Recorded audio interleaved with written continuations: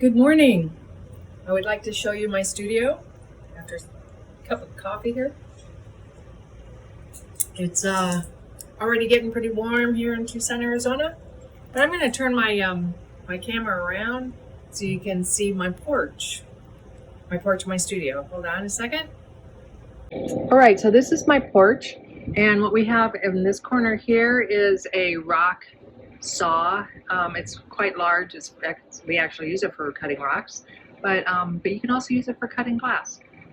And then here is a buffing wheel for my silverwork, sandblaster, which I use mostly for my glass work. Then I have a couple of kilns. I have a standing up one, which is not on right now, otherwise I wouldn't have the gloves on it. And this guy here, which is a 4-foot, one of those bathtub kilns, and it is on. It's right now at 835 and going up.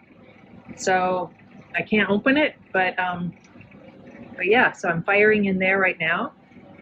And so this is my porch. So here we go. Hi, welcome to my studio. Let's take a look. So this is my jewelry bench.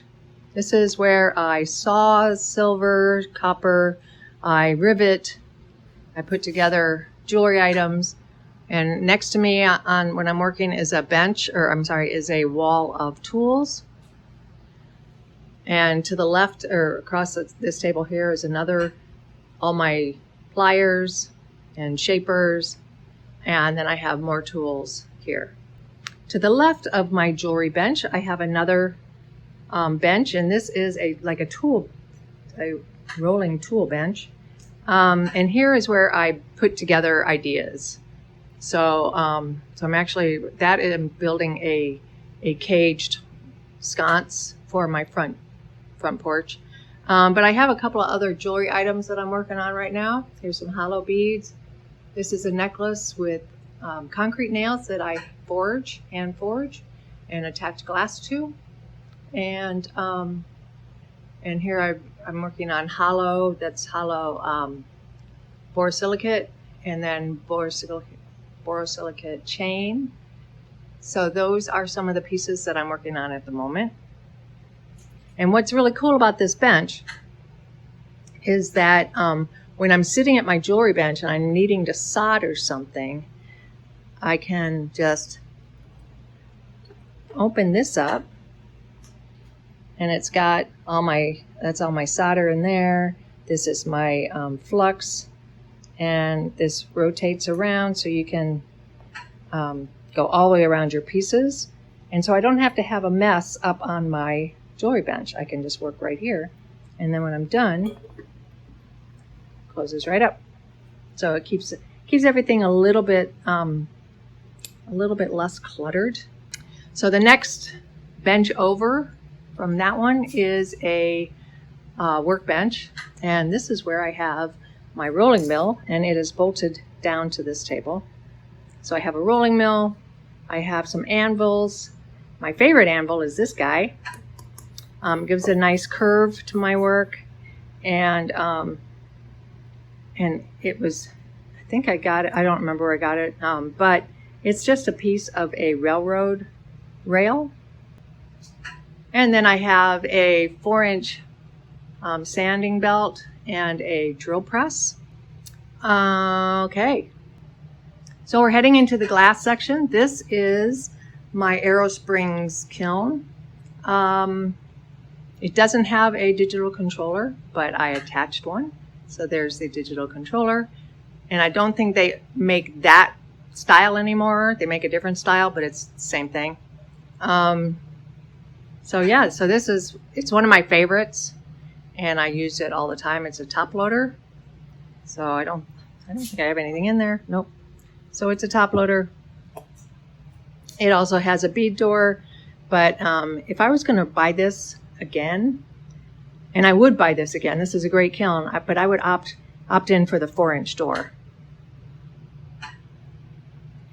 We're going to keep heading over to the left. Here are my oxygen tanks bolted to the wall. Safety first. And this is a home fill unit.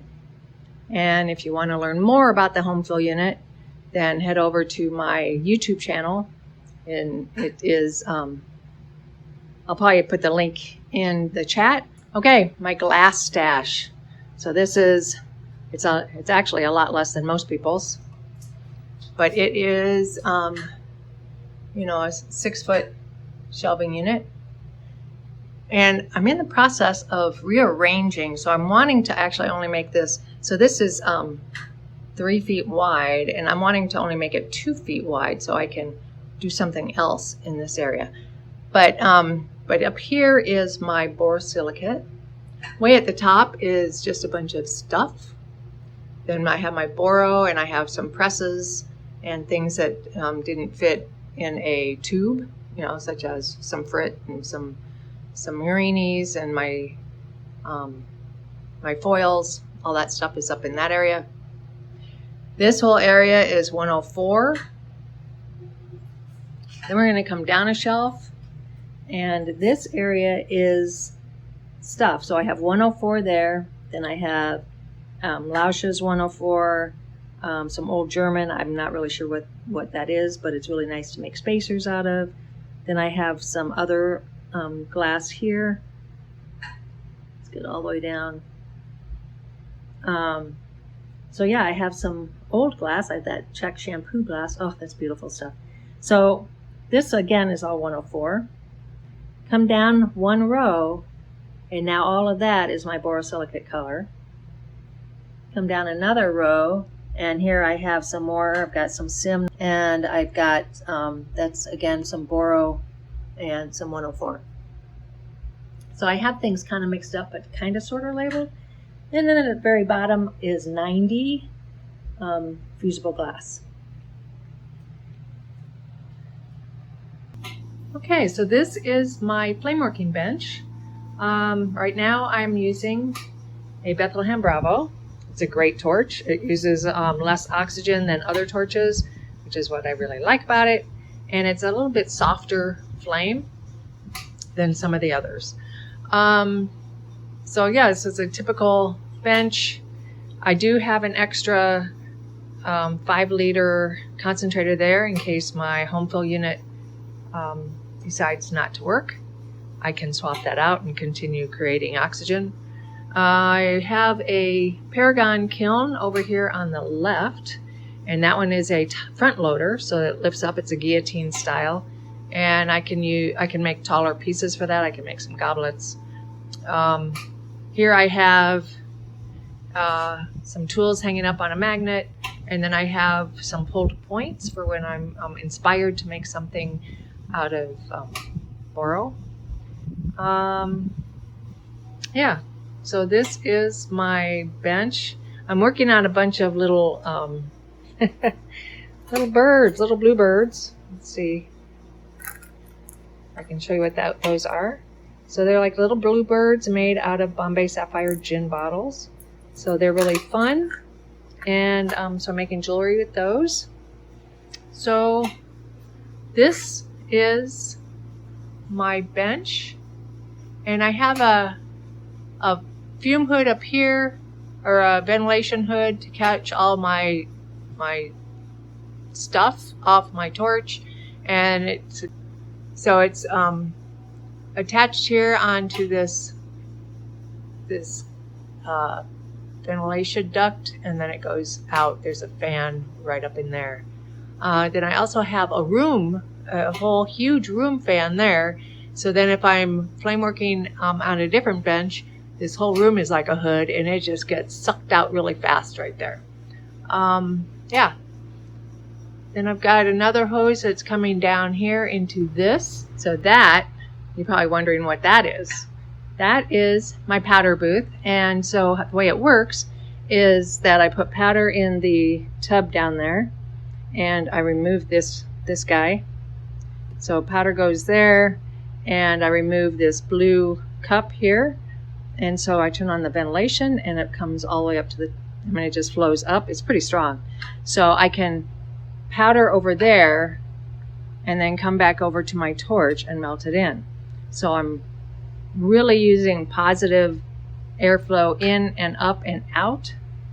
So yeah, so it makes using powders really safe.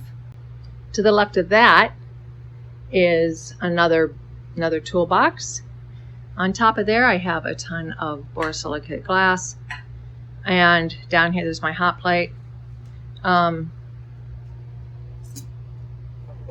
Here's tools. So these tools on this side are usually my quick, and I need to get something and I can't remember what I do with it, so it's right here. On this side is more of my wire or tools that I don't use all the time, are on that side. This drawer has my blowpipes for hollow beads, and then this is a hollow bead holder with hot heat resistant stuff that I put on here. So I make these and sell them on my website.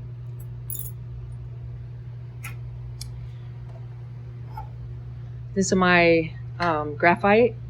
So I've got a graphite mold here, marble mold, and other nice little graphite tools. In this drawer, this is another hodgepodge of stuff. I've got some graphite tools, I've got a bunch of hemostats, I've got my blow hose, I have goldstone in 3 different colors.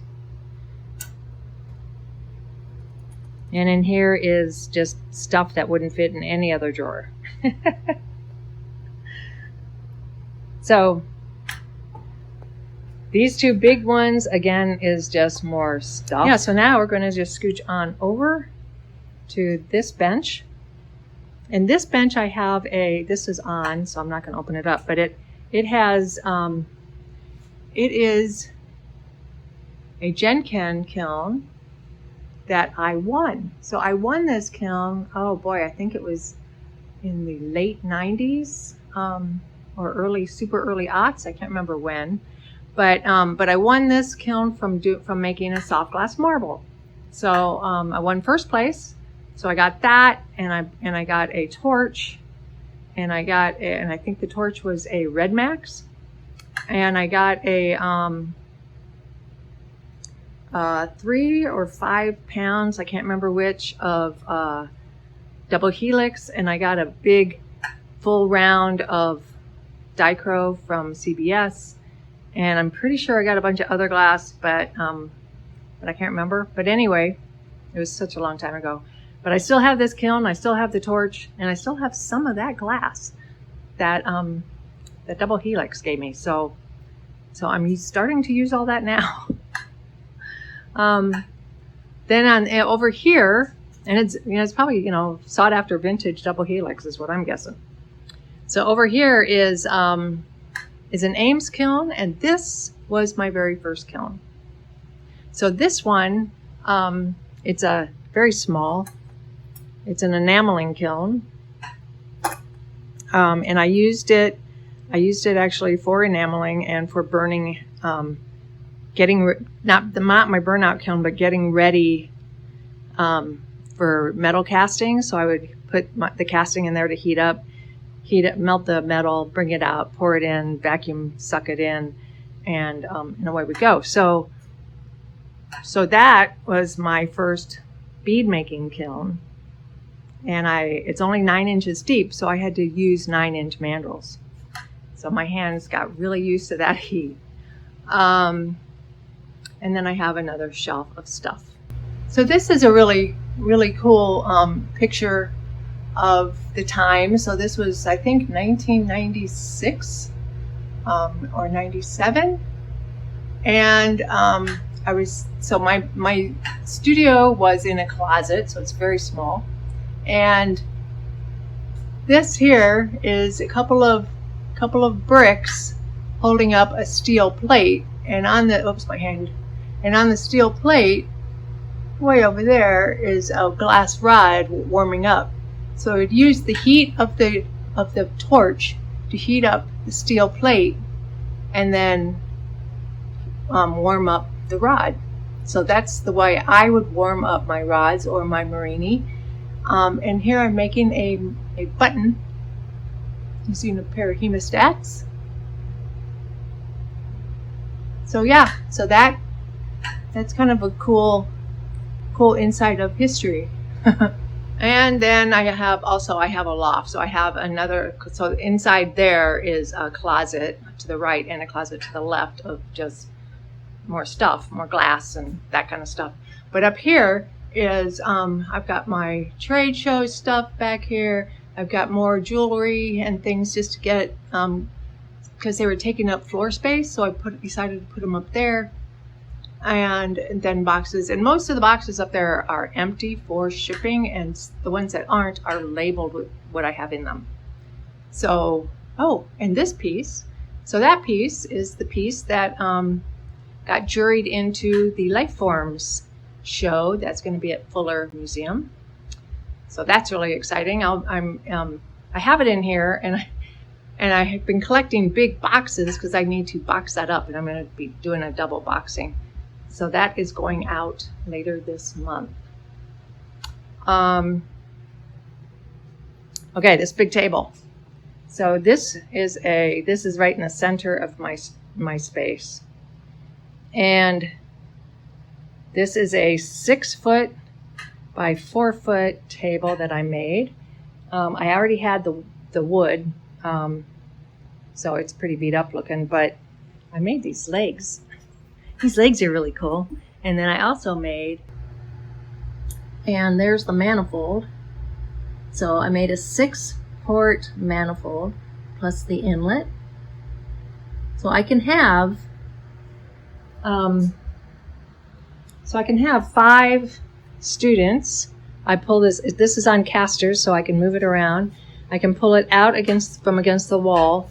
One person can be back there, and then I have room for 2 people on each side, so everybody gets a 3 foot space. And then when I'm teaching, I have this rolling table that I also put backer board on top and tile and my torch, so then I can teach over here. And this lowers, so I can teach over here, and I'm not taking up room on their table, so everybody can spread out. And right now I'm only allowing 3 people at any one time. So these 2 torches can move out this way, and then one at the end. And so everybody is at least 6 feet apart. Plus we're all wearing masks. So that is my table. But I use this also. I will put down the torches. So I made under here, you can see that I made little hooks like here to hook the, there's another one there. So I can hook the kiln or the torches under the table and totally clean this off, so I have a really nice space to work. So yeah, so that is my very crowded but very small but very usable studio. We are now going to walk into my wet room. So in my wet room is, it's got a sink, so that's why I call it a wet room. So that's where my sink is. I have a grinder, flat lap with water coming down, and I keep that lid closed because mosquitoes like getting in there, and I don't like mosquitoes. This is a Morton board system. It captures any of the any water, so I can easily clean that up. And then this is really cool. Let me back up a little bit so you can see it. So that is a sonic drill. Yeah, sonic drill. So it uses sound, so it vibrates really, really fast. And this is called a horn. And then I have to attach a stainless steel pin. I solder this pin on it, and it vibrates really fast. Water comes down with sludge, and the sludge is made out of grit.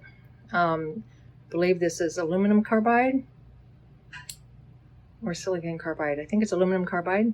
Is coming down, and it's coming down, and as this vibrates, these are grinding the hole. So it makes a really nice little hole. See, this guy has some holes in it. You can see the size that it makes. So I use this one whenever I'm testing to make sure it's set up right. And the power supply for that is huge. So this is the power supply for that. So for the longest time, they didn't make this anymore. And I found this on Craigslist up in Phoenix, and I bought it sight unseen. He said it turned on. So I bought it, I think, for $100. Went up there, picked it up, and it just works beautifully. And yeah, that's my wet room.